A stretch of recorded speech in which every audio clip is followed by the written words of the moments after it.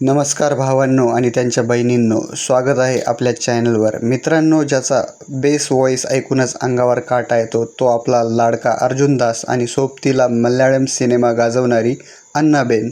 ही जोडी जेव्हा एकत्र येते आणि दिग्दर्शक हरीश दुराईराज एक भन्नाट क्राईम कॉमेडी घेऊन येतो तेव्हा सोशल मीडियावर हवा तर होणारच ना. गेल्या काही दिवसांपासून कॉन सिटी हा सिनेमा तामिळ इंडस्ट्रीमध्ये प्रचंड हाईप होती. मग हा सिनेमा नक्की थिएटरमध्ये राडा करतोय की प्रेक्षकांची फसवणूक करतोय? चला आज अगदी मनमोकळ्या गप्पा मारत या सिनेमाची खरी कुंडली मांडूयात.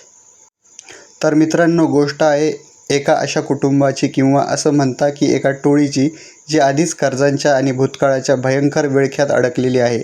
पण एका रात्री अचानक वीज कोसळते आणि काय चमत्कार होतो माहिती आहे? त्यांच्या घरचं एक छोटंसं रिसिट प्रिंटर थेट 500 रुपयांच्या खऱ्या नोट्या छापू लागतं. आता विचार करा, गरिबाच्या हाती अचानक कुबेराचा ठेवा लागल्यावर काय होईल?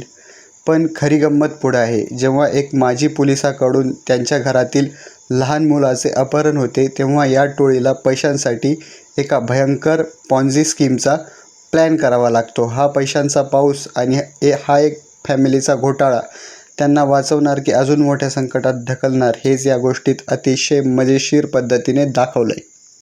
आता वळूयात अभिनयाकडे. अर्जुन दासने नेहमीच्या अँग्री यंग मॅन प्रतिमेला बाजूला सारून इथे एक अतिशय गमतीशीर आणि लाघवी भूमिका साकारली आहे. त्याचा तो करडा आवाज आणि टाइमपास कॉमेडी यांचं कॉम्बिनेशन एकदम अद्भुत वाटतं. अन्नाबेनने नेहमीप्रमाणे तिचा अभिनय अतिशय सहज, सुंदर आणि प्रभावशाली ठेवलाय. पण भावांनो, या सिनेमाचे खरे शो स्टॉपर्स कोण असतील तर ती जोडी आहे योगी बाबू आणि ज्येष्ठ अभिनेत्री वडिवुक्करासी यांची. या दोघांनी जी काही धमाल आणि अतरंगी जुगलबंदी केली आहे ना, चित्रपटगृहात हसून हसून लोकांची पोटे दुखतील. दिग्दर्शक हरीश दुराईराज याने पदार्पणातच इतका अवघड विषय ज्या आत्मविश्वासाने हाताळला आहे त्याला दाद द्यावी लागेल. सिनेमाचा फर्स्ट हाफ इतका वेगवान आणि मनोरंजक आहे की वेळ कुठे निघून जातो कळतच नाही. विशेषतः इंटरव्हलच्या आधीचा तो ब्लॅकआउटचा सीन एकदम थिएट्रिकल मास्टरपीस आहे. पण इथे एक ट्विस्ट आहे. चित्रपटाचा सेकंड हाफ पहिल्या भागासारखा पकड घेऊ शकत नाही.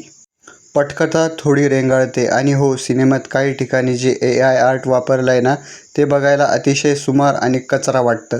ते दिग्दर्शकाने टाळायला हवं होतं. संगीताबद्दल बोलायचं तर सीन रोलंडन यांचं संगीत ठीकठाक आहे, पण त्यांचं पार्श्वसंगीत मात्र एकदम कडक आहे. जेव्हा जेव्हा पडद्यावर कॉमेडी सीन्स किंवा घोटाळ्याचे प्लॅन्स चालतात तेव्हा बॅकग्राऊंड म्युझिक त्या प्रसंगाची मजा दुप्पट करतं. गाणी कदाचित तुमच्या लक्षात राहणार नाहीत, पण बॅकग्राऊंड स्कोअर मात्र प्रत्येक थ्रिलर आणि फनी सीनला योग्य उंचीवर नेऊन ठेवतो.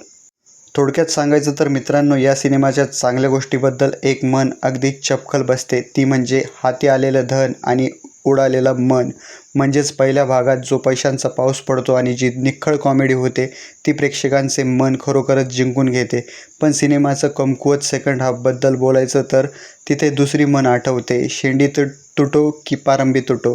म्हणजेच उत्तरार्धात दिग्दर्शकाने कथा कशी तरी ओढून ताडून शेवटपर्यंत पोहोचवण्याचा प्रयत्न केला, ज्यामुळे पूर्वार्धाची सगळी मजा थोडी कमी होते. तर मग फायनल वर्डिक्ट काय? कॉन सिटी हा चित्रपट काही खूप मोठा मास्टरपीस नाही, पण जर तुम्हाला विकेंडला कुटुंबासोबत किंवा मित्रांसोबत लॉजिक बाजूला ठेवून एक मस्त हलकी फुलकी आणि खिळवून ठेवणारी क्राईम कॉमेडी पाहायची असेल तर हा सिनेमा नक्कीच वन टाईम वॉच आहे. माझ्याकडून या चित्रपटाला मी देईल 5 पैकी 3 स्टार्स. आणि हो, तुम्हाला काय वाटतं, जर तुमच्या घरातल्या प्रिंटरमधून अचानक 500च्या नोटा निघू लागल्या तर तुम्ही सगळ्यात आधी काय कराल? मला कमेंटमध्ये नक्की सांगा. व्हिडिओ आवडला असेल तर लाईक करा, मित्रांसोबत शेअर करा आणि आपल्या चॅनलला सबस्क्राईब करायला अजिबात विसरू नका. भेटूया पुढच्या व्हिडिओमध्ये. तोपर्यंत पाहत राहा. Bye bye. धन्यवाद.